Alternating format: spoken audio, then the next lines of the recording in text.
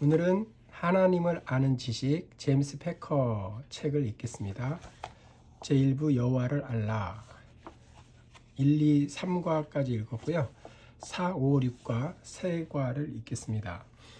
4과는 오직 참되신 하나님, 오직 참되신 하나님.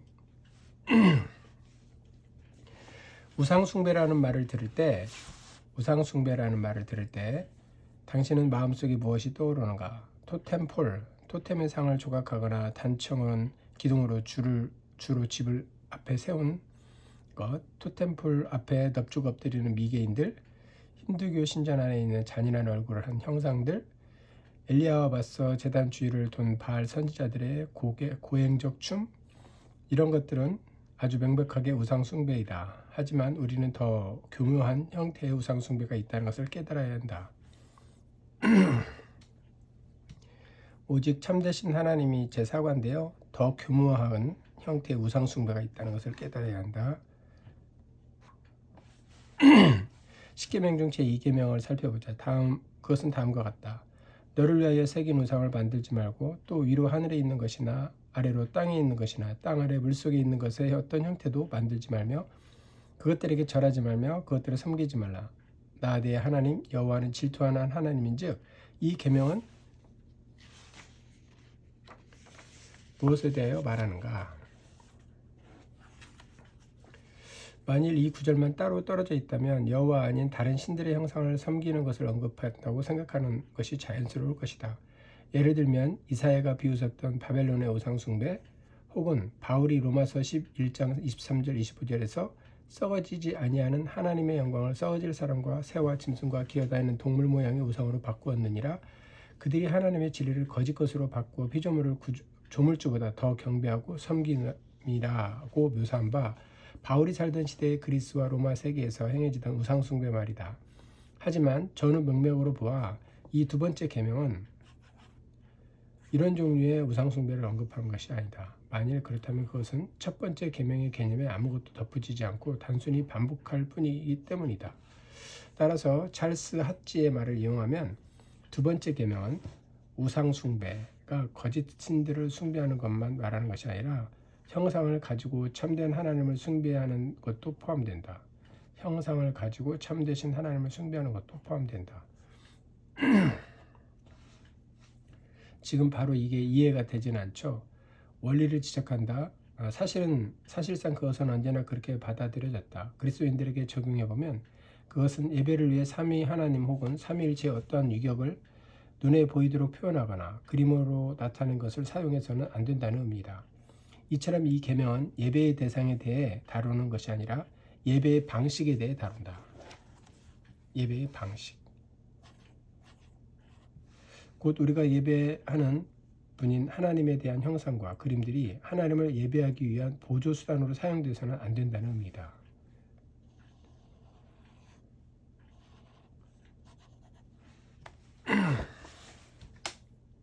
형상의 위험.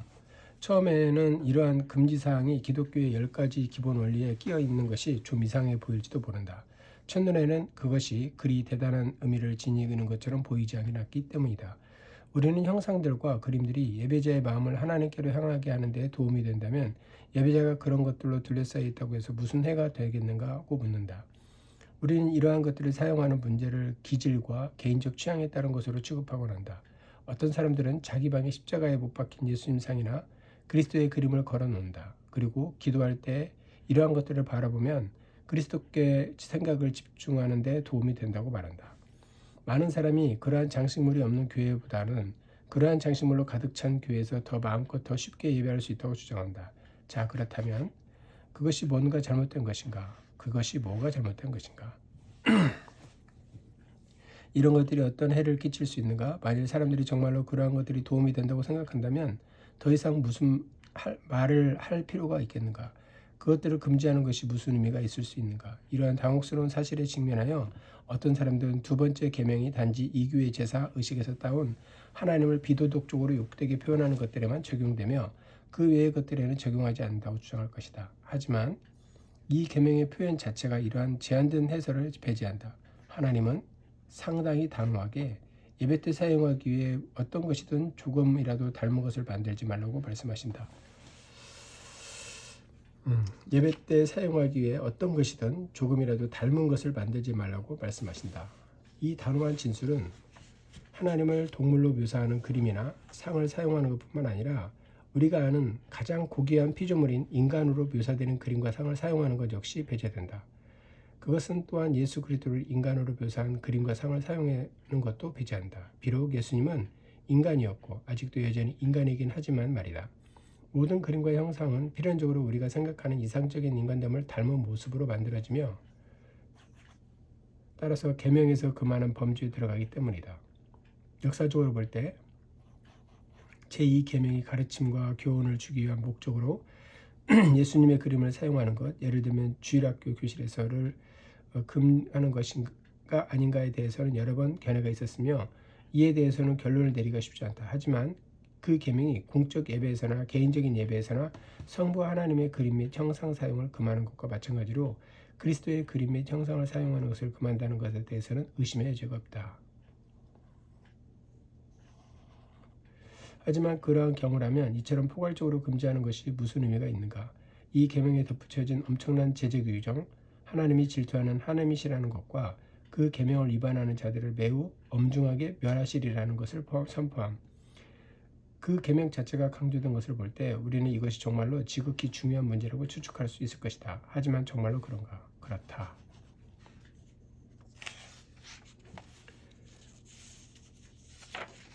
지금 제1부 사과 오직 참되신 하나님이라는 과를 읽고 있는데요. 형상의 위험에 대해서 지금 이야기하고 있습니다. 성경은 하나님의 영광과 인간의 영적 안녕 둘 다가 그것과 직접적으로 밀접한 관련이 있음을 보여준다. 두 가지 견해가 이 명령을 그렇게 단호하게 강조했어야 하는 이유를 충분히 설명해준다. 그 견해들은 형상이 지닌 진정한 유용성 혹은 추정성, 유용성과 관련된 것이 아니라 형상의 진상과 관련되어 있다. 그것들은 다음과 같다. 1. 형상들은 하나님의 명예를 손상시킨다. 그것은 하나님의 영광을 가리기 때문이다. 하늘에 있는 것들, 해, 달, 별과 땅에 있는 것들, 사람, 짐승, 새, 곤충, 바다에 있는 것들, 물고기, 포유류, 각각류의 형상은 창조주의 형상과 똑같지 않다. 칼병은 이렇게 썼다. 하나님의 참된 형상은 세상 속에서 발견되어서는 안 된다. 그리고 하나님이 눈에 보이는 형태로 제시되면 하나님의 영광은 더럽혀지고 그분의 진리는 거짓에 의해 타락해버리고 만다. 그러므로 하나님의 형상을 고안해내는 것은 그 자체가 불경스러운 일이다. 하나님의 존엄성이 훼손되며 하나님은 실제의 하나님이 아닌 다른 어떤 존재로 나타나기 때문이다.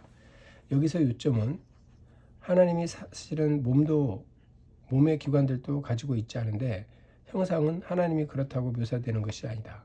만일 그것이 형상들에 의해서 반대되는 유일한 근거라면 그리스도를 형상하는 것에 대해서는 아무런 비난도 할 수가 없다. 문제는 실로 훨씬 더 심각하다.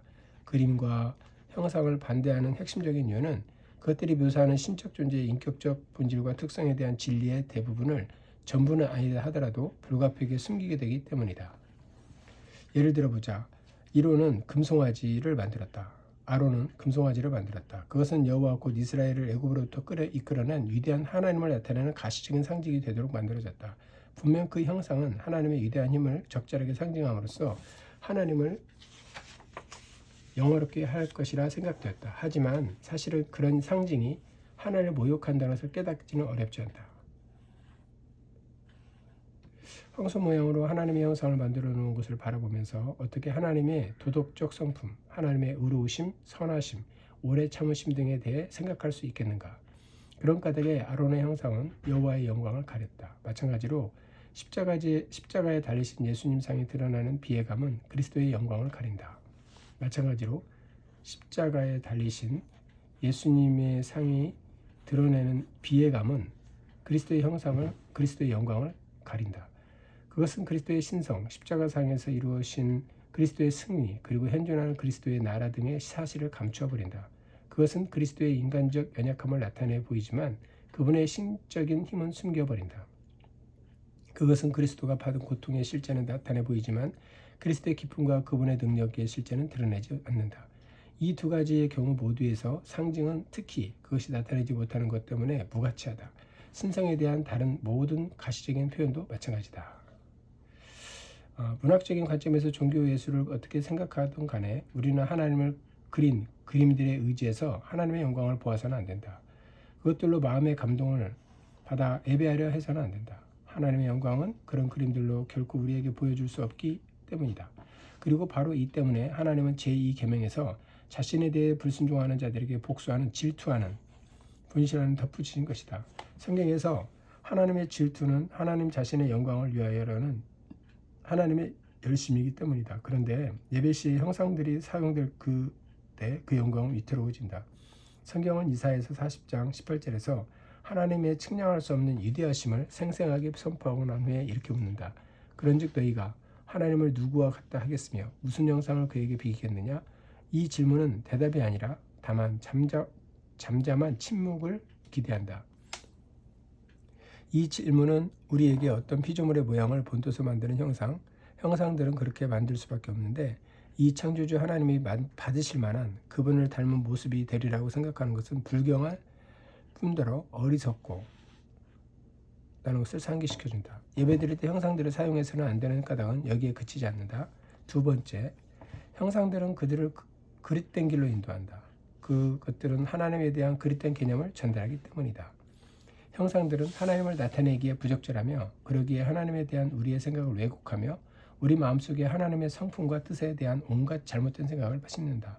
아론은 송아지 형태로 하나님의 형상을 만들므로써 이스라엘 사람들이 광란과 방탕함으로 예배드려도 하나님이 받으실 거라고 생각하도록 만들었다. 그래서 아론이 제정한 여호와의 절일은 수치스럽고 난잡한 야단 법석의 장이 되고 말았다. 또한 역사적으로 사람들은 십자가에 달린 예수상을 기도의 보조제로 사용함으로써 경건을 그리스도의 육체적인 고난을 곰곰이 생각하는 것 같다고 보는 위험에 빠지곤 했다. 그리하여 육체의 고통이 영적 가치에 대한 불건전한 생각을 갖게 되었으며 부활하신 구세주를 알지 못하게 되었다. 이러한 예들은 어떻게 형상이 사람의 마음속에서 하나님의 진리를 왜곡하게 되는가를 보여준다. 심리적으로 볼 때 기도를 드릴 대상의 형상이나 그림에 습관적으로 초점을 맞추다 보면 그 형상이 묘사하는 대로 생각하고 그것에 기도하게 된다. 따라서 이런 의미에서 형상에 절하고 섬기게 될 것이다. 그리고 형상이 하나님에 대한 진리를 말해주지 못하므로 그만큼 진리 안에서 하나님께 예배드리지 못하게 될 것이다. 바로 이 때문에 하나님은 우리가 예배드릴 때 형상과 그림을 사용하지 못하도록 금하신 것이다.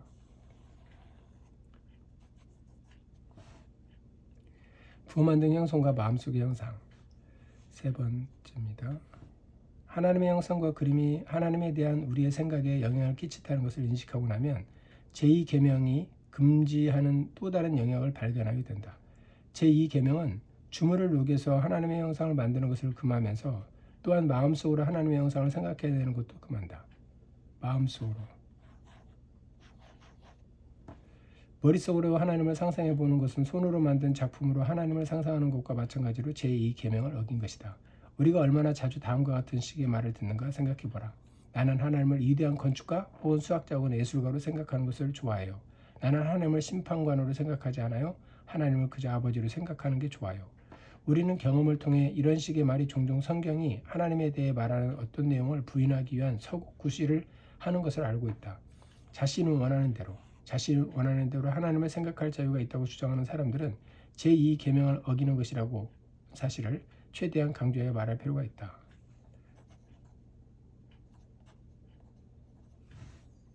기껏 해봤자 그것은 하나님의 인간의 형상, 아마도 이상적인 인간 혹은 초인으로 생각할 뿐이다. 하지만 하나님은 어떤 부류의 사람도 아니다.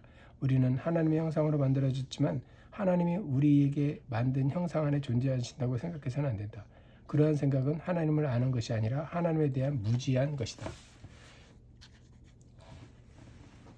성경의 계시보다 철학적 추론에 의거하는 모든 사변적인 신학은 이 점에서 잘못되었다. 바울은 이런 유의 신학이 결국 어떻게 되는가를 말한다. 이 세상이 자기 지혜로 하나님을 알지 못하므로 신학의 영역에서 자기 마음의 상상력을 따라가는 것은 하나님에 대한 여전한 무지한 채로 있는 것이다. 이는 자신의 추측과 상상력으로 만든 하나님에 대한 그릇된 형상은 우상을 숭배하는 길이다. 이에 비춰보면 제2계명의 적극적인 측면은 명백하다. 이 계명은 소극적으로 보면 하나님의 멍에를 실추시키고 하나님의 진리를 왜곡하는 예배 방식과 종교적 관행에 관한 경고다. 반면 적극적으로 보면 창조주 하나님은 초월하시고 신비로우시며 불가해하시고 우리가 할 수 있는 모든 상상과 철학적 사고 범주 너머에 계시다는 것을 인식하라는 명령이다. 따라서 이는 겸손하게 자신을 낮추고 하나님께 귀를 기울이고 하나님에게서 배우며 하나님이 어떤 분이신가 하는 것과 우리가 하나님을 어떻게 생각해야 하는가에 대해 하나님이 우리를 가르치도록 하라는 명령이다. 하나님은 내 생각은 너희의 생각과 다르며 내 길은 너희의 길과 달라서라고 말씀하신다. 하늘이 땅보다 높은 같이 내 길이 너희의 길보다 높으며 내 생각은 너희의 생각보다 높기 때문이다. 바울은 같은 맥락에서 이렇게 말한다. 깊도다 하나님의 지혜와 지식이 풍성하며 그의 판단은 헤아리지 못할 것이며 그의 길은 찾지 못할 것이로다. 누가 주의 마음을 알았느냐. 하나님은 우리와 같지 않으시다. 하나님의 지혜, 하나님의 목적, 하나님의 가치 평가 기준, 하나님의 행동 양식은 우리의 것과 엄청나게 다르다. 그러므로 우리가 직관적으로 그것들을 이루는 길을 추측하거나 이상적인 인간됨에 대한 개념으로부터 유추하여 짐작하기는 도무지 불가능하다. 하나님이 우리에게 자신에 대해 말씀해 주지 않으신다면 우리는 하나님을 알 수 없다. 하지만 하나님은 말씀하셨다. 하나님은 선지자들과 사도들에게 또 그들을 통해 말씀하셨으며 아들의 말씀과 행위로서도 말씀하셨다. 성경을 통해 접하게 된 이 계시를 통해 우리는 하나님에 대한 참된 개념을 가질 수 있다. 성경이 없다면 우리는 결코 그렇게 할 수 없다. 따라서 제2계명의 적극적인 효과는 다른 어떤 출처도 아닌 하나님 자신의 말씀인 성경으로부터 하나님에 대한 견해를 취할 수밖에 없도록 하는 것이다. 계명이 진술되어 있는 형태로 미루어 볼 때 그것이 그 계명의 적극적인 취지라는 것을 분명하다. 하나님은 형상을 만들고 섬기는 일을 금지하신 후에 자신이 질투하는 분이라고 단언하신다. 하나님이 형상을 예배하는 자들을 자체를 벌하시는 것이 아니라 하나님의 계명을 전반적으로 소홀히 하는 그분을 미워하는 모든 사람들을 멸하실 것이다.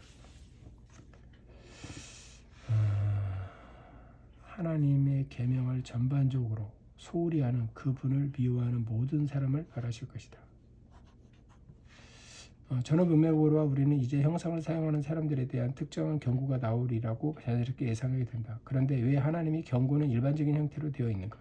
분명 그것은 형상을 만들고 예배에 사용하는 사람들, 그림으로서 불가피하게 그 형상으로부터 그들의 신학을 취하게 되는 사람들은 사실상 모든 점에서 하나님의 계시된 뜻을 소홀히 하는 경향이 있으리라는 것을 깨닫도록 하기 위해서다. 형상을 신봉한다면 그는 하나님의 말씀을 사랑하고 그것으로 유의하는 법을 아직 배우지 못한 지성을 소유한 것이다. 물질적인 형상이든 정신적인 형상이든 인간이 만든 형상이 자신을 하나님께로 인도하리라고 기대하는 사람들은 하나님의 계시에 대해 바람직할 만큼 심각하게 생각하지 않은 것이다. 신명기 4장에서 모세는 예배 드릴 때 형상 사용을 금지하는 이유를 바로 다음과 같이 설명한다. 그는 형상을 만드는 것이 하나님의 말씀과 계명에 주의를 기울이는 것과 완전히 배타적이라는 뜻이 이 둘을 대립시킨다. 모세는 사람들에게 비록 그들이 시내산에서 하나님이 임재하셨다는 표시를 보긴 했지만 하나님이 나타나신 것을 눈으로 보지는 못했으며 단지 하나님의 말씀을 들었을 뿐임을 상기시킨다.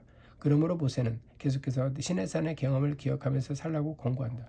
즉 귓가에 생생하게 올리고 그것을 인도하는 하나님의 말씀에 따라 살며 상상이 만들어낸 하나님의 형상이 눈앞에서 그들의 마음을 산만하게 하지 않도록 하라는 것이다.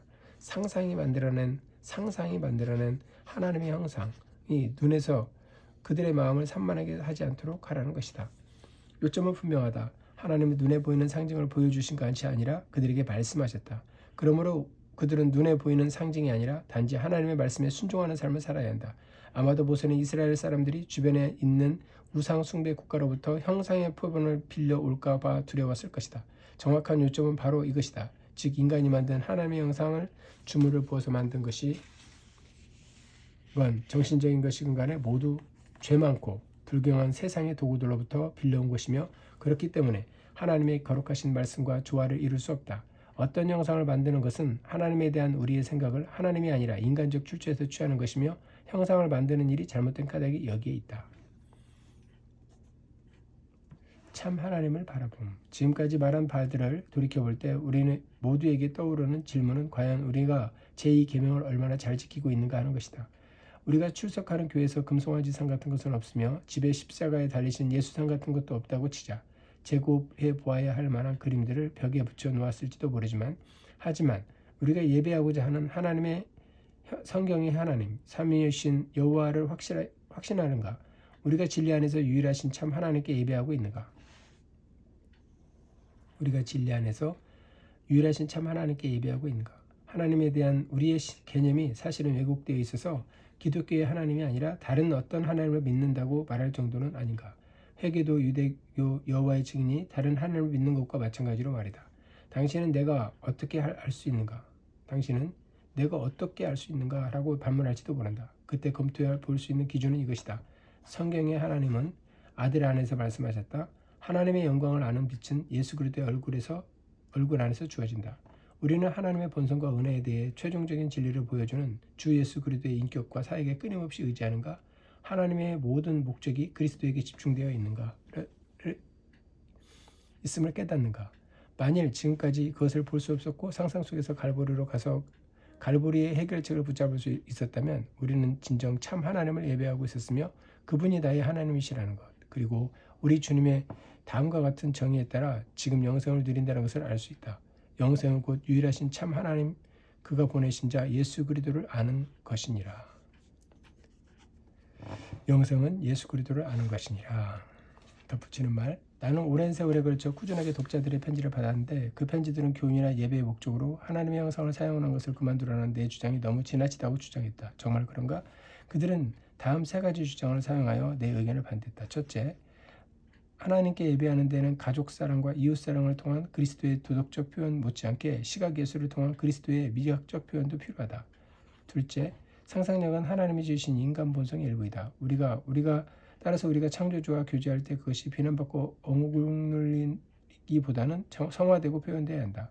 셋째로, 형상, 십자가에 달리신 그리스도의 성화, 성상들, 예수님을 그린 그림은 실제로 경건함을 불러일으킨다. 그런 것들이 없다면 경건은 약화될 것이다.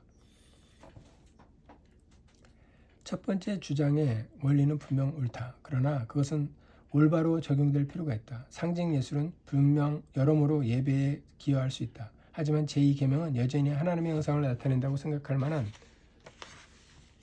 어떤 것도 사용해서는 안 된다고 말한다.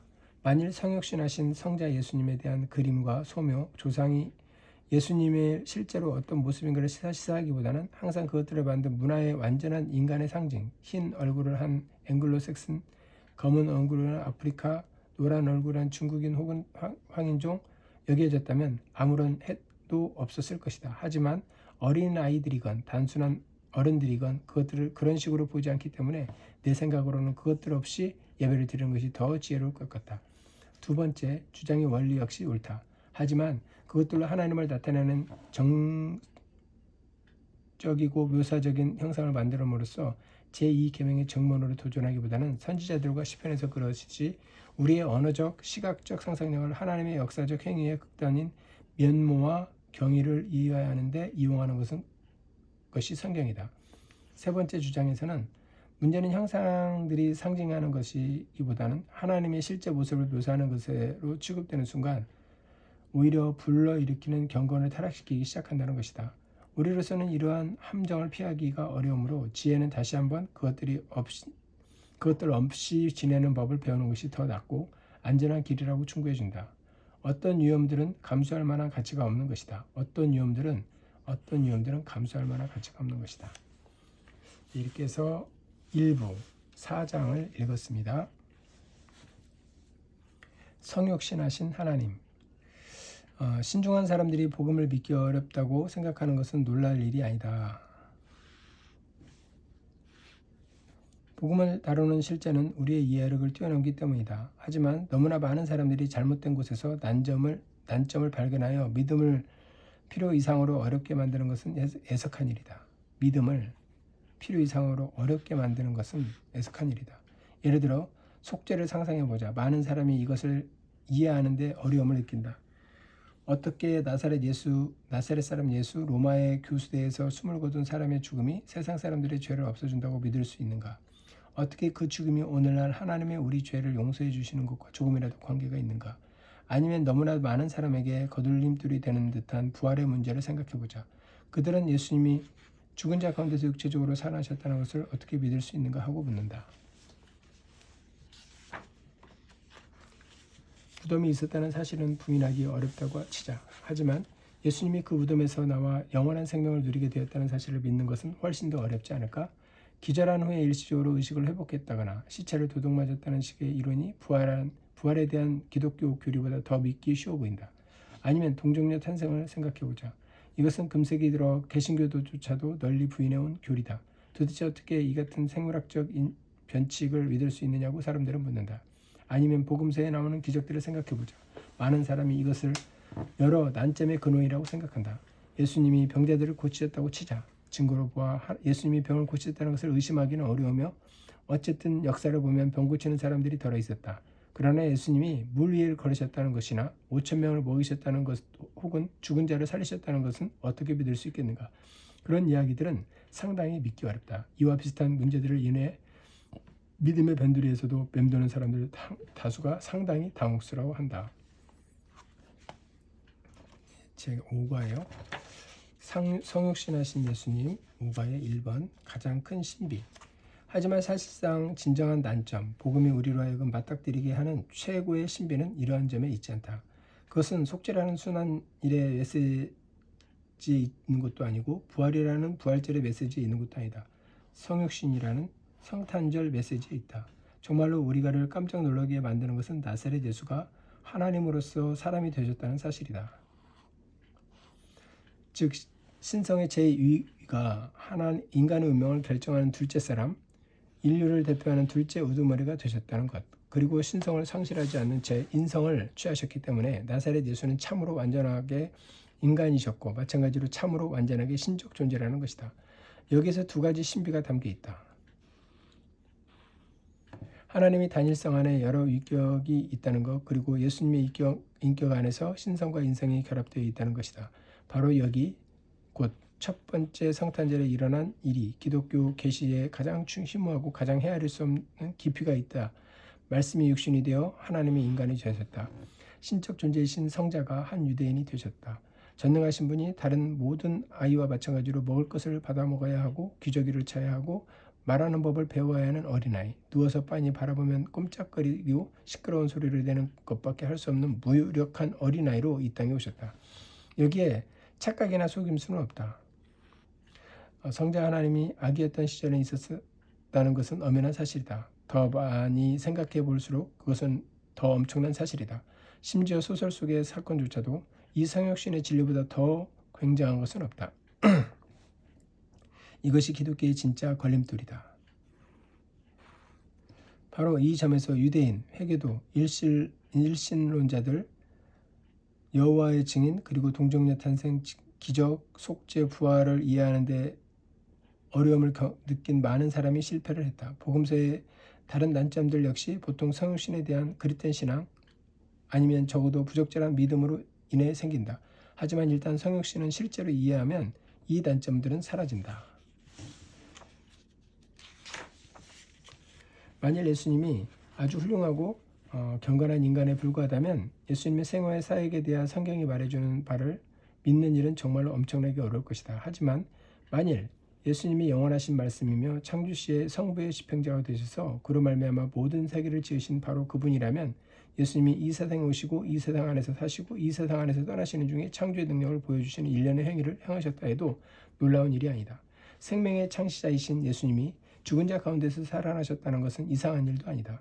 예수님이 정말로 성자 하나님이시라면 그분이 다시 살아나셨다는 것보다 죽으셨다는 사실이 훨씬 더 놀라울 것이다. 그것은 모두 신비다. 불멸하시는 그분이 죽으시다니 라고 웨슬리는 썼다. 불멸하시는 분이 부활하신 것은 그에 필적할 만한 신비가 아니다. 그리고 만일 불멸하시는 하나님의 아들이 정말로 죽음을 맛보시는 일을 감수하셨다면 그러한 죽음이 멸망받을 수밖에 없는 인류를 구원할 수 있는 것은 이상한 일이 아니다. 일단 예수님을 신적 존재로 인정한다면 앞의 내용 가운데 무엇을 믿기 어렵다고 생각하는 것도 도리어 불합리하다.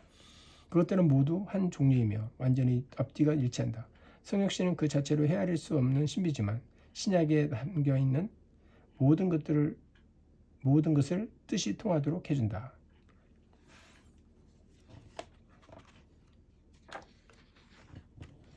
2부에 오직 참되신 하나님, 형상의 위험,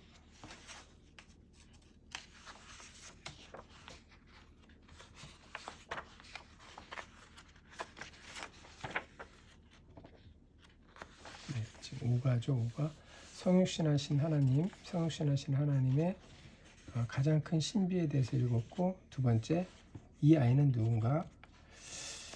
마태복음과 누가복음은 성자 하나님이 어떻게 이 세상에 오셨는지를 상세하게 말해준다. 그분은 로마 제국이 유세를 떨치던 시절에 눈에 띄지 않는 유대 마을의 조그마한 여관 밖에서 태어나셨다. 우리가 성탄절에 대해 이야기할 때 보통 그 아이는 예쁘게 장식되곤 하지만 실제로 언짢고 잔인한 이야기다. 예수님이 여관 바깥에서 태어나신 이유는 그 여관이 만원이었으며 어느 누구도 해산하려는 여인에게 잠자리를 제공해주지 않았기 때문이다. 그래서 여인은 마구간에서 아기를 낳고 말구유에 누이어했다. 이 이야기는 감정에 치우치지 않고 아무런 논병도 없이 기록되어 있으나 사려 깊은 독자라면 누구나 그 장면이 보여주는 인간의 무정함과 비열함에 전율하지 않을 수는 없다. 하지만 복음서 기자들이 이 이야기를 하는 것은 도덕적 교훈을 이끌어내기 위함이 아니다. 그들이 말하려는 요점은 예수님의 탄생이 환경이 아니라 그 일이 베들레헴에서 일어났기 예언에 성취되었다는 점만을 말하려고 한다. 마태복음 2장 1절로 6절을 보라. 그 아이의 신원이다. 이에 대해 신약은 두 가지 사항들을 말해준다. 우리는 이미 그것들이 무엇인지 진적한 바 있다. 이제 좀 더 자세히 살펴보도록 하자. 첫째, 베들레헴에서 태어난 그 아이는 하나님이었다. 좀 더 정확하게 성경 용어를 사용해 말하면 그분은 하나님의 아들이셨다. 혹은 신학적인 표현에 따르면 그분은 성자 하나님이셨다. 그분은 한 아들이 아니라 그 아들이셨다. 요한은 독자들이 예수님의 독특성을 이해하는지를 분명하게 확인하기 위해 그가 쓴 복음서의 첫 3장에서 예보이나 그분이 하나님의 독생자라고 말한다. 이에 따라서 교회는 하나님 아버지를 믿사오며 그 외아들 우리 주 예수 그리스도를 믿사오니라고 고백한다.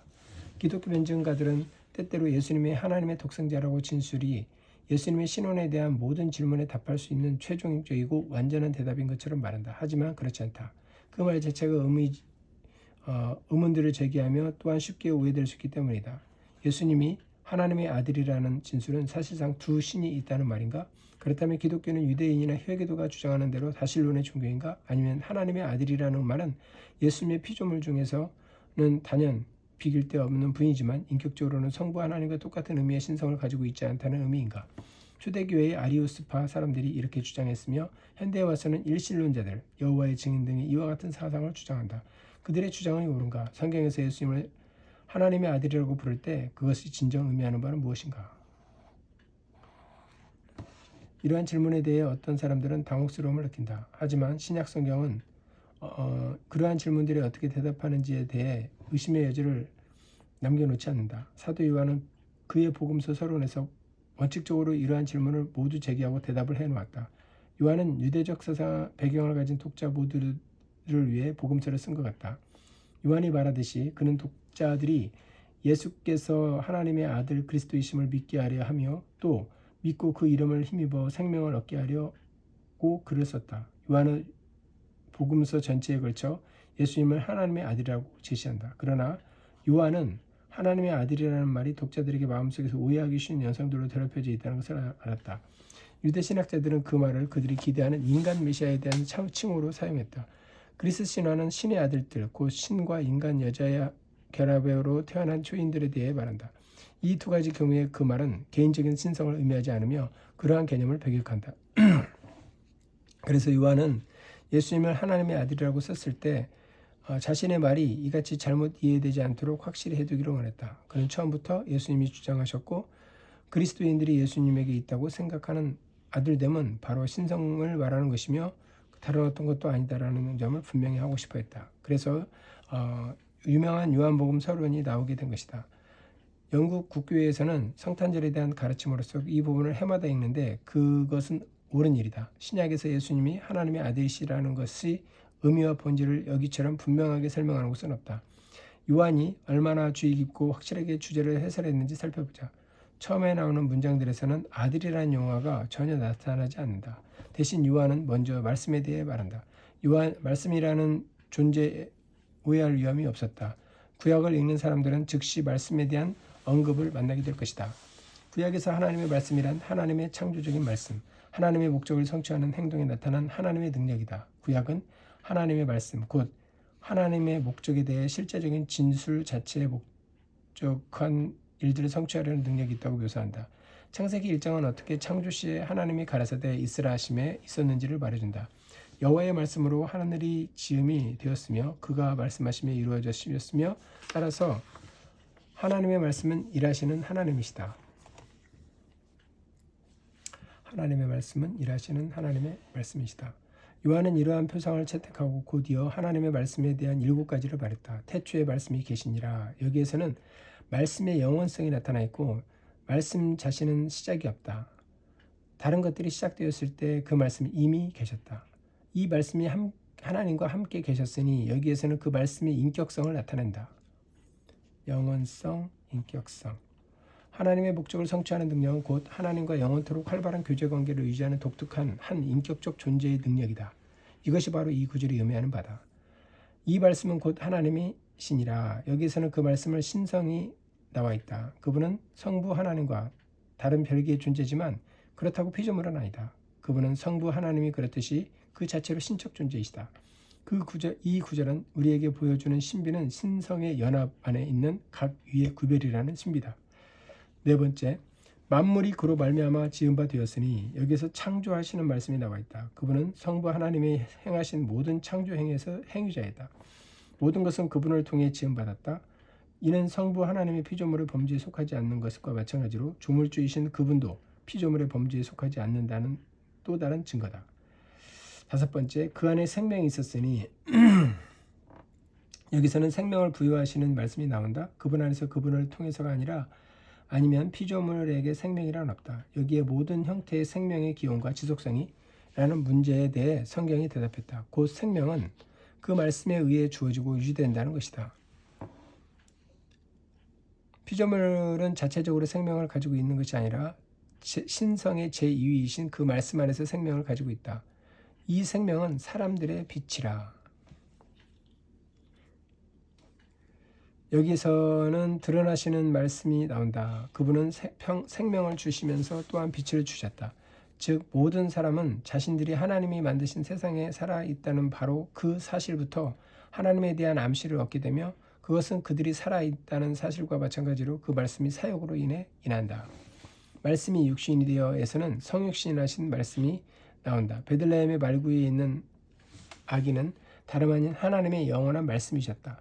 요한은 이제 그 말씀이 누구인가를 곧 신적 인격이시며 모든 것의 창시자라는 것을 보여준 후에 그 신원을 밝힌다. 요한은 성육신에 의해 그 말씀이 하나님의 아들이라는 것을 드러났다고 말한다. 우리가 그 영광을 보니 아버지 독생자의 영광이요 그 신원은 아버지 품속에 있는 독생하신 하나님이라는 18절에서 확증한다. 여기서 요한은 그가 처음부터 내내 목표로 하고 있던 요점을 확증한다. 예수님을 하나님의 아들이라고 부르는 것이 무엇을 의미하는지 분명히 밝힌 것이다. 우리는 이 말씀이 무엇인가를 보았고 그것은 바로 성자 하나님의 모습이다. 이것이 바로 요한복음 서론에 담고 있는 메시지다. 그러므로 성경에서 예수님을 하나님의 아들이라고 선포할 때 그 진술은 예수님의 독특한 인격적 신성을 주장한다. 성탄절의 메시지는 그 위에 있는 그 아이가 비록 하나님이라는 엄청난 사실에 의거하고 있다. 바로 하나님이라는 엄청난 사실을 의거하고 있다. 하지만 이것이 이야기의 전부는 아니다. 두 번째, 베들레헴에서 태어난 그 아이는 인간이 되신 하나님이다. 베들레헴에서 태어난 그 아이는 인간이 되신 하나님이다. 말씀이 육신 곧 진짜 인간 아이가 되셨다. 그러나 그렇다고 해서 그분이 이제 더 이상 하나님이 아니라는 것은 아니다. 그분은 이전과 마찬가지로 하나님이셨다. 하지만 이제 또한 인격이 되셨다. 그분은 하나님에게서 신성의 어떤 요소를 뺀 존재가 아니다. 스스로 인성을 취하심으로 인성까지도 자신의 것으로 만드는 모든 것을 더한 분이었다. 인간을 만든 그분이 이제 인간이 된다는 것은 무엇인지를 배우신 것이다. 사탄이 그된 천사를 만드신 그분이 이제 사탄의 시험을 받을 수도 있고 실로 시험받을 것을 피할 수 있는 상태가 되셨다. 그리고 완벽한 인간의 삶은 사탄과의 투쟁을 통해서만 이루어지는 것이다. 완벽한 인간의 삶은 사탄과의 투쟁을 통해서만 이루어진다. 히브리서 기자는 하늘에 오르사 영광 중에 계신 그분을 바라보면서 이 사실들에게 큰 위로를 얻었다. 그러므로 그가 범사의 형제들과 같이 되심은 마땅하도다. 그가 시험을 받아 고난을 당하셨은즉 시험 받는 자들을 능히 도우실 수 있느니라. 우리에게 있는 대제사장은 우리 연약함을 동정하지 못하실 이가 아니요 모든 일에 우리가 똑같이 사함을 받으신 이로 때 죄는 없으시리라. 그러므로 우리는 궁일하심을 받고 때를 따라 돕는 은혜를 얻기 위하여 은혜의 보좌 앞에 담대히 나아갈 것이니라.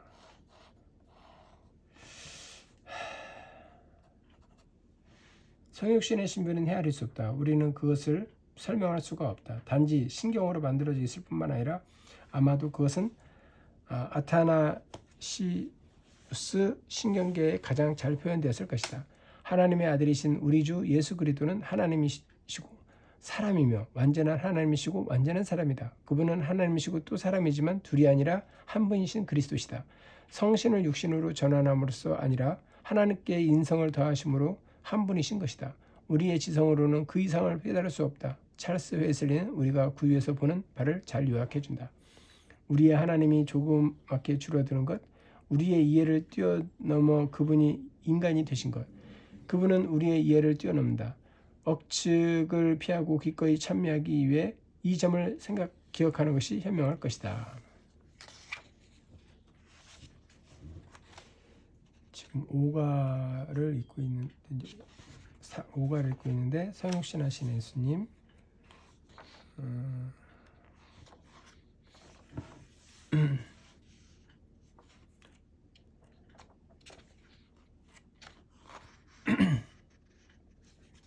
이 아이는 누구인가?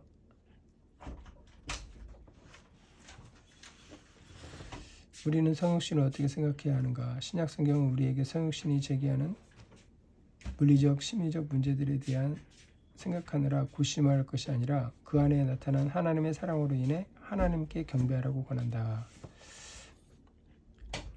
우리는 성육신을 어떻게 생각해야 하는가? 신약 성경은 우리에게 성육신이 제기하는 물리적, 심리적 문제들에 대해 생각하느라 고심할 것이 아니라 그 안에 나타난 하나님의 사랑으로 인해 하나님께 경배하라고 권한다. 성육신은 겸손하게 자신을 낮추는 위대한 행위이기 때문이다. 바울은 이렇게 쓴다. 본질상 언제나 하나님이셨던 그분은 하나님과 동등된 분으로서 자신의 특권과 집착하지 않고 본질상 종이 되기로 하고 인간으로 태어나심으로써 스스로 모든 유리한 점을 버렸다.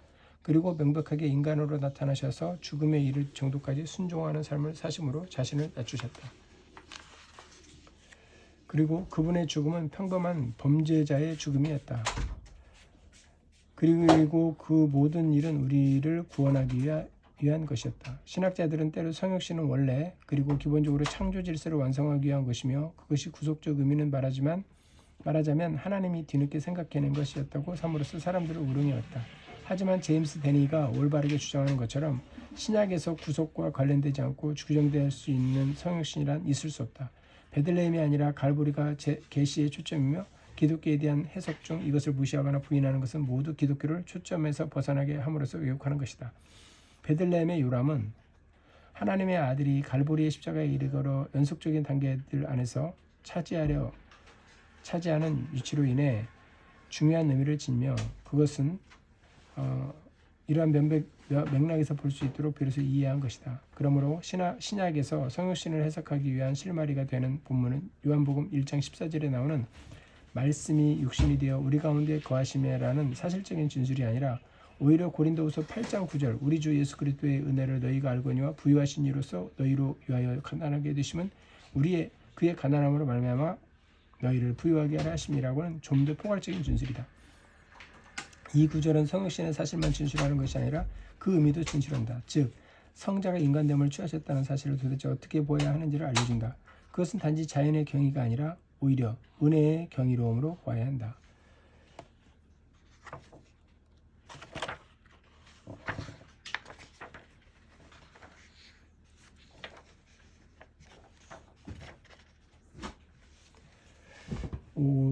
오가 네 번째, 하나님이 이하의 존재로 되었다. 하나님 이하의 존재로 되었다. 그러나 여기서 우리는 잠시 멈춰서서 앞에서 인용한 바울의 본문을 어떤 사람들이 다른 용어로 사용하는 것을 고찰해 보아야 한다.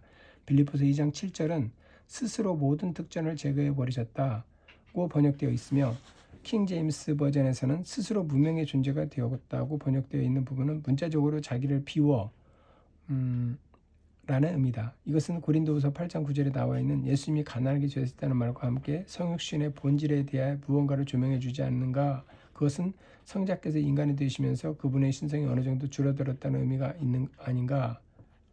아니죠. 이것이 소위 케노시스 이론이다. 케노시스란 헬라어로 비유하는 것이라는 의미다. 케노시스의 이론이 어떤 한 형태로 드러나건 그 배후에 있는 개념은 성자께서 인간이 되기 위해 자신의 신적 특성 중 어떤 것을 포기해야 하겠다는 것이다. 그렇지 않으면 그분은 참된 인간의 삶의 필수 불가결하며 공간과 시간과 지식과 의식의 제한을 받는 경험을 공유할 수 없었을 것이라는 것이다. 케노시스 이론은 여러 방식으로 표현됐다. 어떤 사람은 성자께서 도덕적 속성은 그대로 지니면서 형이사학적 속성을 벗어나 버렸다고 주장한다. 다른 사람은 성자께서 인간이 되셨을 때 특별히 신적인 능력과 함께 신적인 자의식도 포기했으며 성자의 지상 생애 도중에 신적 자의식을 다시 획득하기 했다고 주장했다. 영국에서는 1889년 고어 주교가 처음으로 케노시스 이론을 제청했다. 19세기 고등비평가들이 스스로 안다고 생각한 구약의 오류들을 왜 주님은 몰랐는지를 설명하기 위해서였다. 고해의 명제는 성자께서 인간이 되실 때 도덕적 문제들에 대한 완전한 신적 무호성은 부유했지만 사실들에 대한 신적인 지식은 포기했다는 것이다. 그분은 역사적 사실의 영역에서 당시 널리 통용되던 유대 사상에 대한 지식으로 제한되어 있었다. 그분은 그 사상이 다 옳지 않다는 것을 모른 채 그것들을 의문의 여지 없이 받아들였다는 것이다. 그래서 구약이 축자적으로 영감되었고 전적으로 참되다고 생각하셨으며 모세오경은 모세가 시편 110편은 다윗이 쓴 것으로 여겨졌다. 하지만 이는 고의 생각하기에 지지할 수 없는 견해였다. 많은 사람이 이 점의 고어를 따르면서 구약에 대한 그리스도의 의견을 거부하려 했다. 하지만 케노시스 이론은 지속적이지 못한 것이다. 우선 그것은 억측으로서 그 이론을 지지하는 것으로 인용되는 본문들은 사실상 그 이론을 전혀 지지하지 않기 때문이다. 바울이 성자께서 자신을 비우고 가난하게 되셨다고 말할 때 염두에 두었던 것은 전후 문맥을 보여준 듯 신적 능력과 속성이 아니라 신적 영역과 존엄, 그리스도께서 위대한 대제사장적 기도에서 말씀하신 것처럼 창세전에 내가 아버지와 함께 가셨던 영화를 버렸다는 것이기 때문이다. 빌립보서 2장 7절 말씀에 필립스 역과 킹 제임스 버전은 바울이 의미한 바를 올바르게 해석했다. 성자께서 신성의 측면을 조금이라도 벗어버렸다는 개념을 뒷받침하는 성격적 근거는 전혀 없다. 그 이론은 또한 크고도 해결할 수 없는 문제들을 이야기한다. 만일 인간 그리스도 예수가 신성의 특성 중 일부를 갖지 못했다면 어떻게 그분이 온전히 하나님이라고 말할 수 있는가? 성부 하나님의 능력과 속성 일체가 예수님 안에 있지 않다면 어떻게 그분이 성부 하나님을 완벽하게 나타낸다고 말할 수 있는가? 더구나 그 이론이 시사하듯이 지상에서의 참된 인간됨이 축소되지 않는 한 온전한 신성과 양립할 수 없다면 그것은 하늘에서도 그러할 것이다. 그러므로 영광 중에 계신 사람인 그리스도는 신적 권능 일부를 영원토록 잃어버린 것이라는 결론이 나온다. 이 이론에 의해서 영국 국교회 조항 제2의 신성과 인성이 성육신으로 한 인격으로 결합되어 결코 나누지 않게 되었다는 진술 역시 성육신 때 성자가 특정한 신적 속성을 상실하여 결코 회복되지 못했다는 의미로 보인다. 그러나 신약 성경은 부활하신 그리스도의 전능하심과 관대하심과 진지하심을 분명하고 단호하게 보여준다.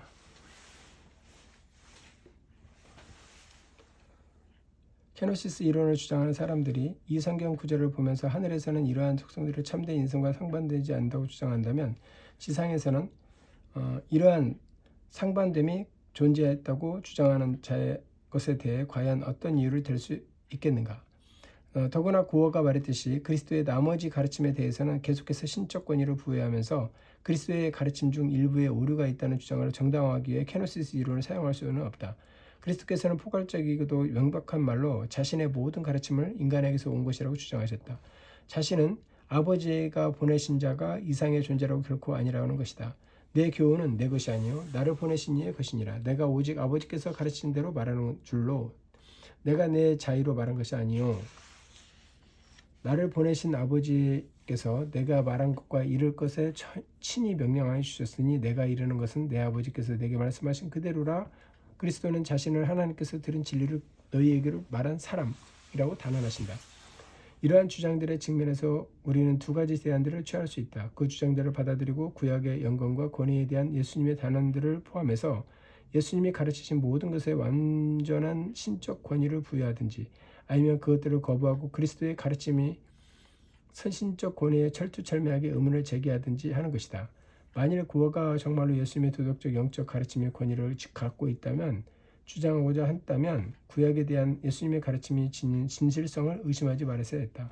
다른 한편으로 구어가 정말로 구약에 대하여 예수님의 의견과 달리 하기로 결정했다면 예수님의 가르침에 대한 주장들을 그대로 받아들일 수 없으므로 어떤 것에 대해서는 예수님의 말에 동의할 의무가 있는 것이 아니다라는 일관성 있는 견해들을 취했어야 했다. 만일 케노시스 이론이 구어가 염두에 두었던 것과 같은 목적을 위해 사용된다면 그것은 너무나 많은 것을 증명한다. 즉 신적 지식을 포함하신 예수님은 모든 점에서 오류가 있다는 것, 그리고 자연의 모든 가르침이 하나님께서 온 것이라고 주장하는 신 예수님은 자신과 우리를 우롱하고 있다는 것을 입증한다.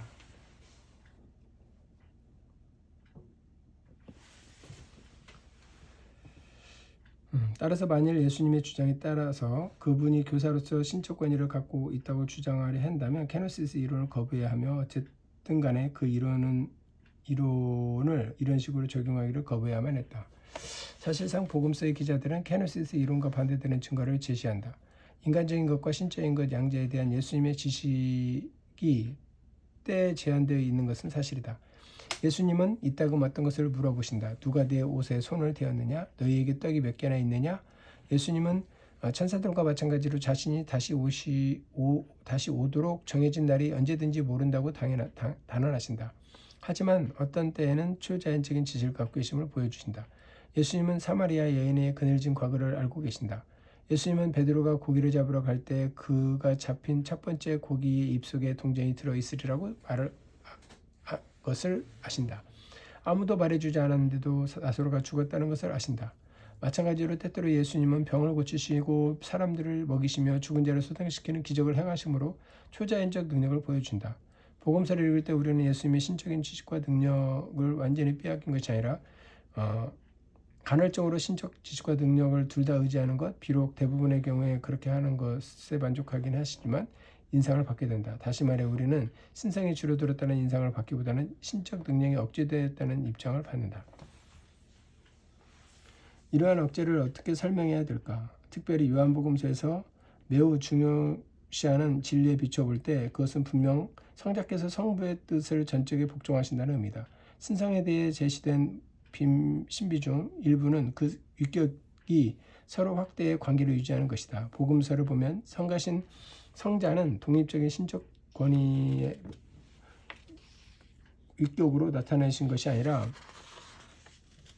지적으로 성부께서 지시하는 대로 생각하고 행동하는 종속적인 분으로 나타낸다.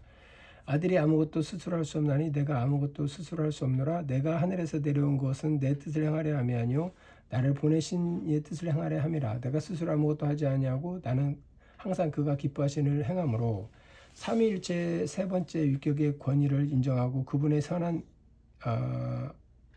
기뻐하심에 복종하는 것은 두 번째 위격의 본질이다. 바로 이 때문에 그분은 자신이 성자이며 첫 번째 위격이 자신의 성부라고 단언하신 것이다. 성자는 영원함과 권능과 영광 면에서 성부와 동등한 분이었지만 성자로서의 역할을 담당하고 성부의 뜻을 행하는 데서 모든 기쁨을 찾는 것이 당연한 일이었다. 이는 삼위일체의 첫 번째 위격이 신성의 일들을 계획하고 시작하는 것이 당연하고 세 번째 위격이 성부와 성자로부터 나오셔서 두 위격의 공동 명령을 행하는 것은 자연스러운 것으로 마찬가지다.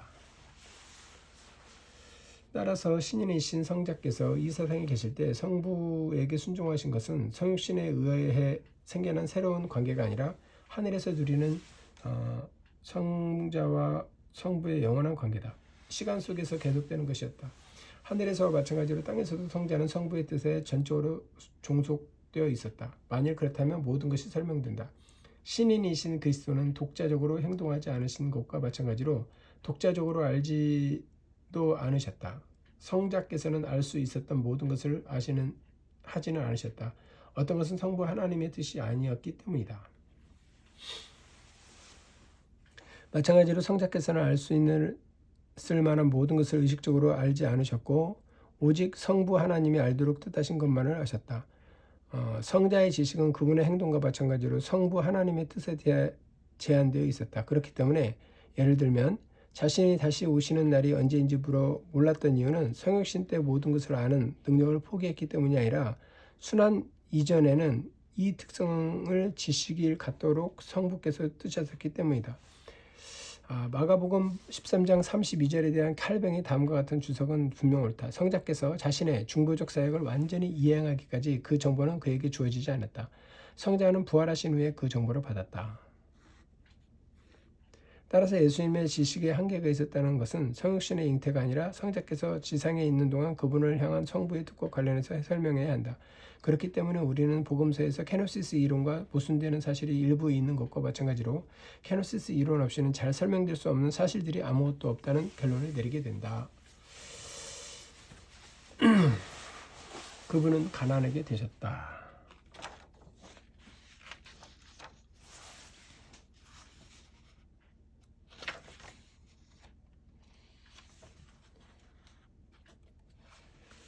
이제 하나님의 아들이 자기를 비워 가난하게 되셨다는 것은 무엇을 의미하는지 살펴보자. 그것은 영광을 버린 것, 진정한 케노시스, 권능을 자발적으로 억제하는 것, 역경과 고립과 학대와 악의와 오해를 받아들이는 것, 생각만 해도 마음이 압도될 정도의 고뇌, 육체적인 것보다도 영적인 것이 더욱 큰 것을 포함해서 죽음 등을 의미했다. 누가복음 12장 50절에서 겟셋마네 이야기를 보라. 그것은 그분의 가난함을 통해 인간이 부유해지도록 하기 위해 사랑스럽지 못한 인간을 최대한 사랑하셨다는 뜻이다. 성탄절의 메시지는 바로 이것이다. 곧 성부의 뜻에 의해 예수 그리스도께서 가난하게 되시고 한 마구간에서 태어난 30년 후 십자가에 달리셨으므로 타락한 인류에게 용서받을 수 있는 소망, 하나님과 화평할 수 있는 소망, 영광의 소망이 있다는 것이다. 이는 세상 사람들이 이제껏 들어본 혹은 앞으로 들을 메시지 중에 가장 놀라운 메시지다. 우리는 성탄절 정신에 대해 그럴듯하게 이야기한다. 그러나 우리에게 그 말은 가족 간의 감정적인 즐거움 이상의 의미는 아니다. 하지만 우리가 말한 바에 의하면 이제 그 구절은 사실상 엄청나게 중요한 의미를 가지고 있다. 그것은 첫 번째 성탄절에 우리를 위하여 가난하게 되신 그분의 정신이 인간의 삶에서 재현되는 것을 의미해야 한다. 그리고 그 성탄절의 정신은 1년 내내 모든 그리스도인들의 표지가 되어야만 한다. 너무나 많은 그리스도인들이 좀 더 구체적으로 말하면 가장 건전하고 전통적인 그리스도인들 가운데 너무나 많은 이가 우리 주님의 비유에 나오는 제사장과 레위인과 같은 형식신으로 이 세상에 살아간다. 즉 주변에 널려있는 인간의 필요는 보이지만 하나님이 그러한 필요들을 채워주셨으면 하고 경건하게 따라 바라면서 그리고 아마도 그렇게 기도를 한 후에 눈길을 돌려 다른 쪽으로 지나가 버린다. 이는 오늘날 우리의 수치이며 불명예다. 그것은 성탄절 정신이 아니다. 또한 훌륭한 중산층 그리스도인들의 가정을 세우고 훌륭한 중산층 그리스도인들을 사귀며 자녀들을 훌륭한 중산층 기독교 방식으로 키우는 것은 삶의 야망으로 삼으며 기독교적인 비기독교적이건 공동체의 중산층 이하 계층의 사람들은 스스로 알아서 살아가도록 내버려두는 그리스도인들. 애석하게도 그런 그리스도인들이 매우 많다는 그리스도인들의 정신 역시 성탄절의 정신이 아니다. 성탄절 정신은 잘난치 않은 그리스도인들에게서 빛을 발하지 않는다. 성탄절 정신은 주님과 마찬가지로 동료 인간들을 부유하게 하기 위해 자신을 가난하게 만들고 자신의 것을 쓰고 쓰임을 받으면서 친구들만이 아니라 다른 사람에게까지 그것들에게 필요한 모든 것으로 선을 행하기 위해 시간을 들이고 수고하는 돌보고 관심을 기울이는 원리에 따라 살아가는 사람들의 정신이다. 이런 정신을 보여주는 사람은 마땅히 있어야 할 만큼 그렇게 많지 않다. 만일 하나님이 그분의 자비로 우리를 손상시키셨다면 하나님이 하실 수 있는 일 중 하나는 우리 마음과 삶 속에 이러한 정신을 더 많이 생기게 하는 일일 것이다. 만일 우리가 개인적으로 자신의 영적 소생을 바란다면 우리가 취해야 할 자세는 이러한 것들을 개발하도록 쓰이는 것이다. 우리 주 그리스도의 은혜를 너희가 알거니와 부유하신 이는 너희에게를 위하여 가난하게 되심은 너희를 위하여 가난하게 되심은 그의 가난함으로 말미암아 너희를 부유하게 하려 하심이라. 고린도후서 8장 9절. 너희 안에 이 마음을 품으라. 곧 그리스도 예수의 마음이니 주께서 내 마음을 넓히시며 내가 주의 계명들을 길로 달려가리이다. 네, 1부 마지막과 6장 6과입니다. 그가 증언하실 것이요. 교회에서 우리는 상부 성자 성령께 찬송과 영광 돌려보내세라고 찬양한다. 그것은 무슨 의미인가? 우리는 새 신에게 찬양을 드리는 것인가? 그렇지 않다. 새 입격이신 한 분 하나님을 찬양하는 것이다. 새 입격이신 한 분 하나님을 찬양하는 것이다.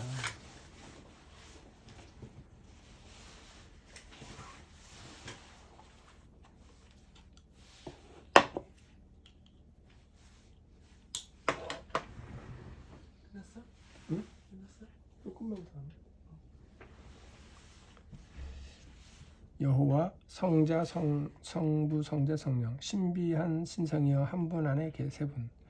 이 하나님이 바로 그리스도인들이 예배하는 하나님 곧 삼위이신 여호와시다. 하나님에 대한 그리스도인의 믿음의 핵심에는 삼위일체라는 계시된 신비가 있다. 트리니티타스란 세 개라는 의미의 나타내다. 기독교는 하나님의 트리니티타스 삼위격의 교리에 의거하고 있다. 종종 삼위일체 교리는 단지 신비롭다는 이유로 그것 없이도 우리가 행복하게 잘 지낼 수 있는 신학적 잡동사니로 여겨진다. 우리의 관행에는 분명 이러한 가정이 반영되어 있는 듯하다. 영국 국교회 기도서는 삼위일체 교리에 대한 전형적인 진술인 아타나시오 신경을 매회 13회에 걸쳐 공적 예배 시에 신앙 낭독하도록 규정하고 있지만 오늘날 그 낭송을 듣기란 매우 어렵다. 보통 영국 교육교회의 목사는 삼위일체 주일만 빼고는 삼위일체에 대해 전혀 설교하지 않을 것이다. 예배 의식에 얽매이지 않는 목사들은 삼위일체 주의를 지키지도 않으며 삼위일체에 대한 설교를 전혀 하지 않는다. 사도 요한이 와서 우리의 관행에 대한 논평을 한다면 무슨 말을 할지 궁금하다. 요한에 따르면 삼위일체는 기독교 복음의 본질적인 부분이기도 하다. 앞장에서 살펴보았듯이 요한복음 서론에서 요한은 우리에게 신성의 단일성 안에서 별개인 두 인격의 신비를 소개한다. 그것은 분명 신원한 신학적 측면이다. 하지만 요한은 우리로 하여금 곧바로 그것과 맞닥뜨리게 한다. 태초에 말씀이 계시니라. 그 말씀이 하나님과 함께 계셨으니 이 말씀은 곧 하나님이시니라. 이 말씀은 하나님과 교제를 나누는 인격이었으며 개인적으로 그리고 영원히 신적인 존재였다.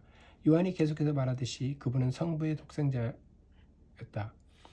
요한은 나사렛 예수가 실상은 성자 하나님이라는 사실을 깨닫기 전에는 그 누구도 이 예수의 말씀이나 사역의 의미를 이해할 수 없음을 알았다.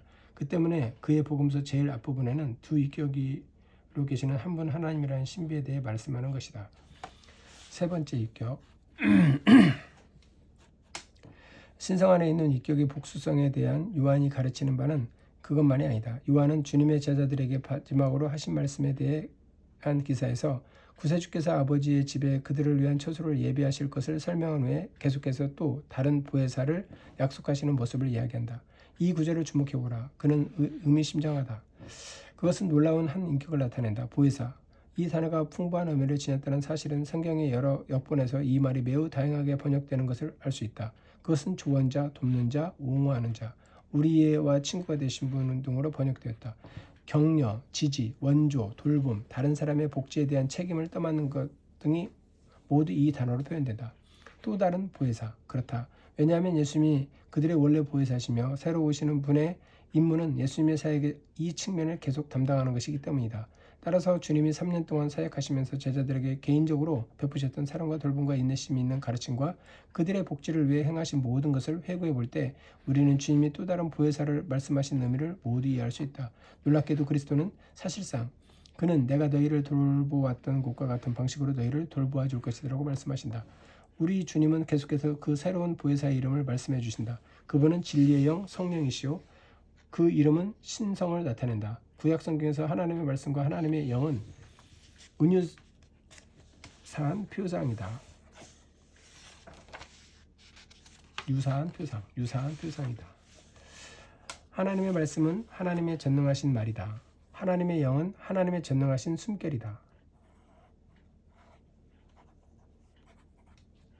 이 두 문구는 하나님의 능력을 행동으로 나타냈다는 개념을 전달한다. 하나님의 말씀과 숨결은 창조 기사에서 함께 나타난다. 하나님의 영, 하나님의 숨결은 수면 위에 운행하시니라. 하나님이 이르시되 있었고 여호와의 말씀으로 하늘이 지음이 되었으며 그 반상을 그의 입 기운으로 이루었도다.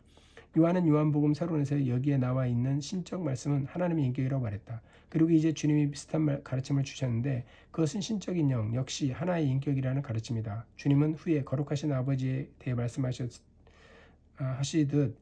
그분을 거룩하신 영이라고 부름으로써 그 인격적인 영의 신성을 확증하셨다.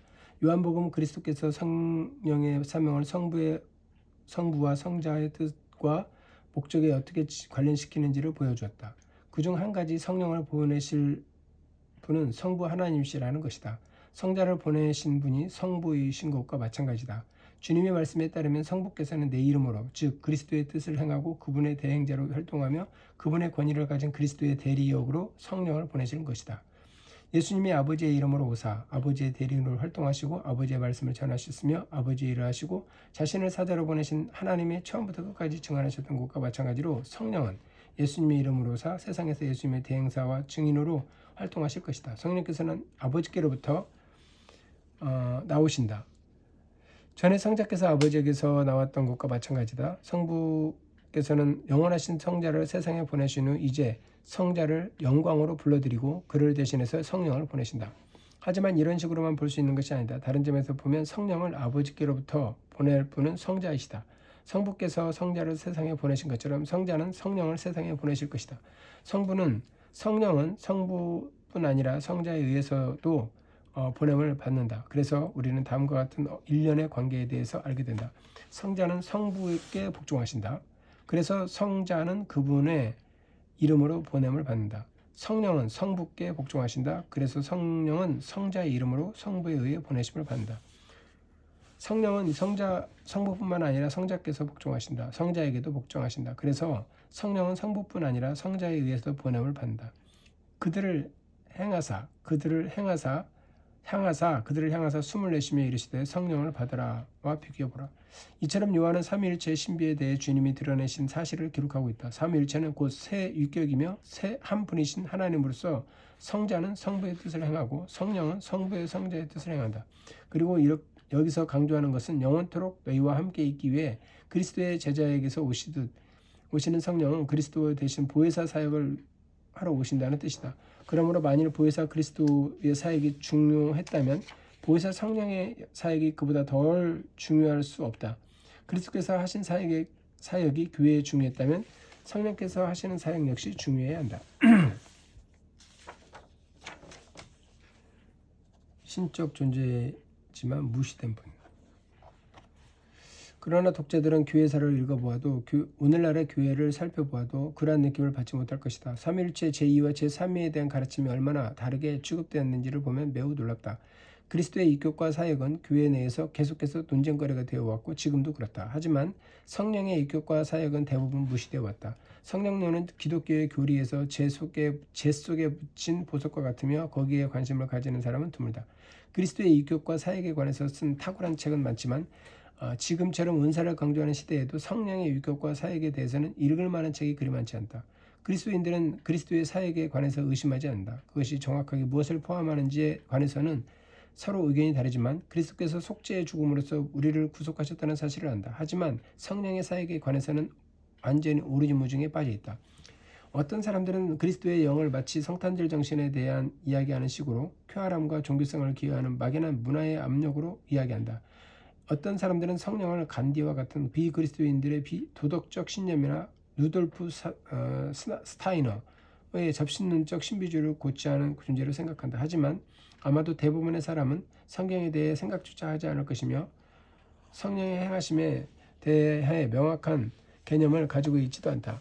그들은 사실상 바울이 에베소에서 만났던 제자들과 똑같은 처지에 있다. 우리는 성령이 계심도 듣지 못하였나라. 성령이 계심도 듣지 못하였나라. 그리스도에 대해 그처럼 관심이 많다고 공언하는 사람들이 성령에 대해서는 알지도 못하고 관심도 없는 것은 이상한 일이다.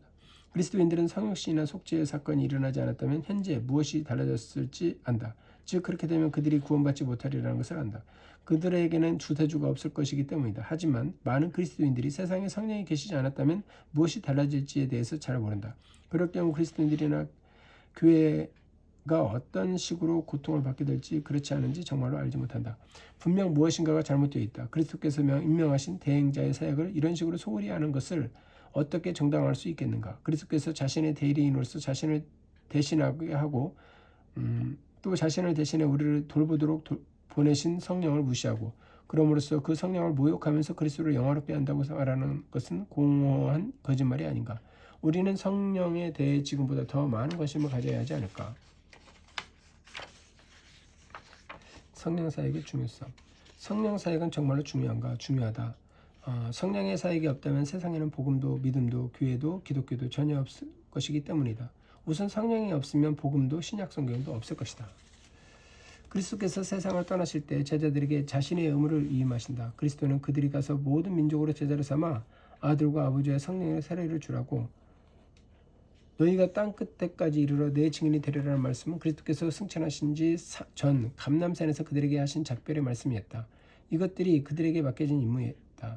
하지만 그들이 어떤 증인이 될 것 같은가? 그들은 결코 훌륭한 선생이 아니었다. 그들은 그리스도께서 지상사역을 하시는 동안 처음부터 끝까지 그리스도를 이해하지 못했으며 그리스도의 가르침의 요점을 깨닫지 못했다. 이제 그리스도께서 가버리시는데 어떻게 그들이 이전보다 더 잘하리라고 기대할 수 있을까?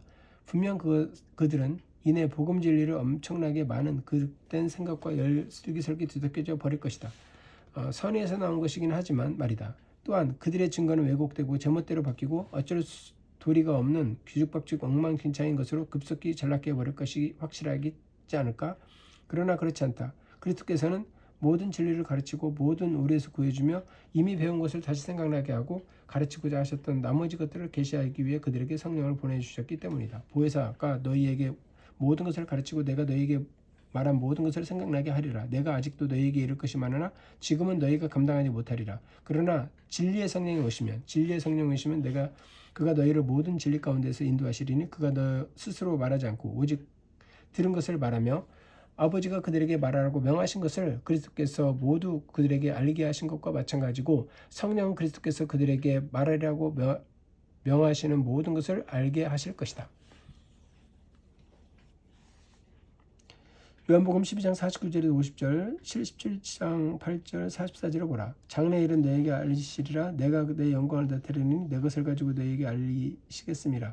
이렇게 해서 내가 그를 보낼 대상인 즉 대제사장들에게 나를 증언하실 것이요 성령이 증언하신 사역에 의해 구비되고 능력을 맡아서 너희도 증언하시리라.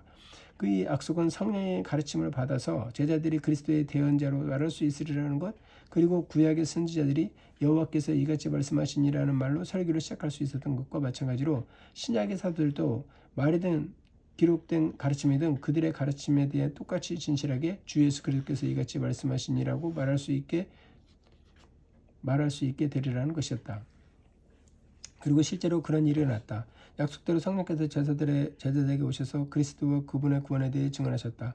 바울은 그 구원의 영광, 하나님이 자기를 사랑하는 자들을 위해 예배하신 것에 대해 이렇게 쓴다. 하나님이 성령으로 이것을 우리에게 보내셨으니 우리가 오직 하나님께서 온 영을 받았으니 이는 우리로 하여금 하나님께서 우리에게 은혜로 주신 것들을 알게 하려 하심이라.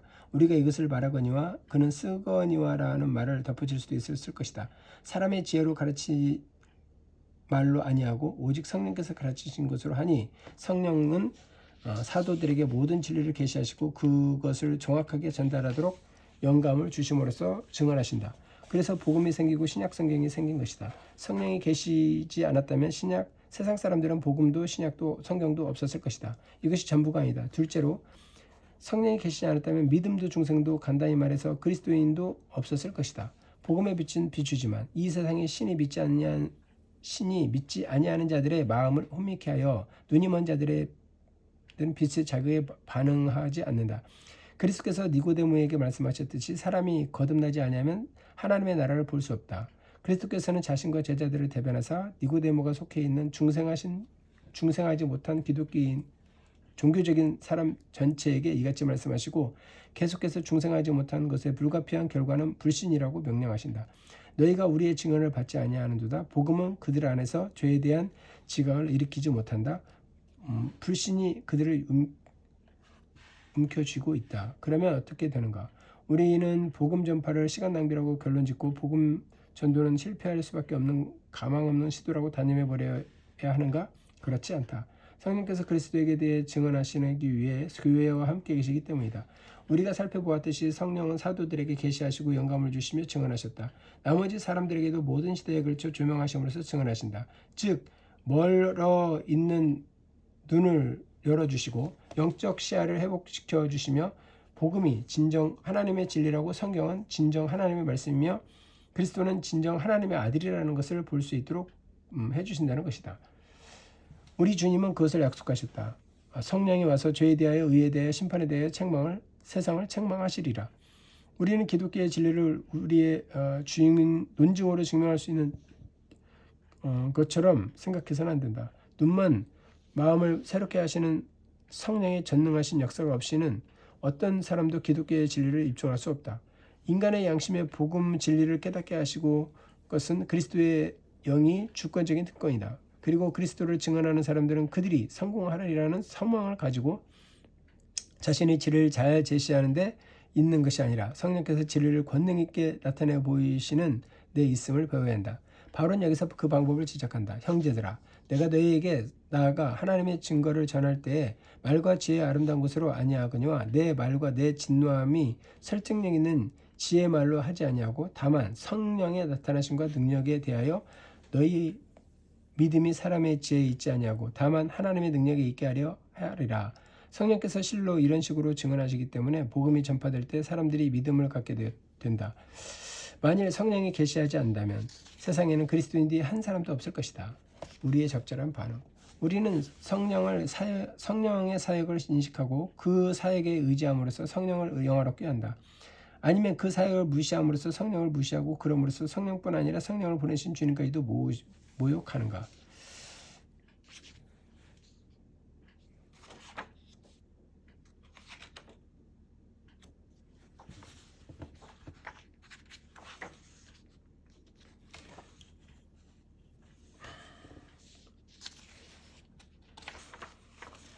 우리는 성령의 사역을 인식하고 그 사역에 의지함으로써 성령을 영화롭게 하는가? 아니면 그 사역을 무시함으로써 성령을 무시하고 그럼으로써 성령뿐 아니라 성령을 보내신 주님까지도 모욕하는가? 우리의 믿음 안에서 우리는 성경 곧 성령께서 영감을 주사 선지자들이 쓴 구약 성경과 사도들이 쓴 신약 성경의 권위를 인정하는가? 우리는 하나님의 말씀에 합당한 경외와 수용성을 가지고 그것을 읽고 있는가? 만일 그렇지 않다면 성령을 모욕하는 것이다. 우리의 삶에서 우리는 하나님의 말씀은 참되지 않을 수 없음과 하나님은 정말 진심으로 말씀하고 계시며 그 말씀 배후에 계심을 인정하시면서 남들이 성경에 대해 뭐라고 말하든 성경의 권위를 적용하고 성경에 따라 사는가? 만일 그렇지 않다면 우리는 성경을 우리에게 주신 성령을 모욕하는 것이다. 우리는 성경을 우리에게 주신 성령을 모욕하는 것이다. 우리의 증거 안에서 우리는 성령만이 우리 증거가 참되다는 것을 인정해 줄 수 있음을 기억하며 성령이 그렇게 하시도록 기대하고 그렇게 하실 것을 믿으며 바울이 그랬던 것처럼 인간의 영리함에서 나온 책략들을 피함으로써 진정 성경을 신뢰함을 드러내는가? 만일 그렇지 않다면 성령을 모욕하는 것이다. 현재와 같은 메마른 교회 생활은 우리가 성령을 영화롭게 하지 않는 것으로 인해 하나님이 우리에게 내리시는 심판이 아닐까? 그렇지 않다면 우리는 생각과 기도와 실제 상황에서 성령을 영화롭게 하는 것을 배우기까지 그 심판을 면할 가능성이 있겠는가? 그가 증언하실 것이요 귀 있는 자는 성령이 교회들에게 하시는 말씀을 들을지어다.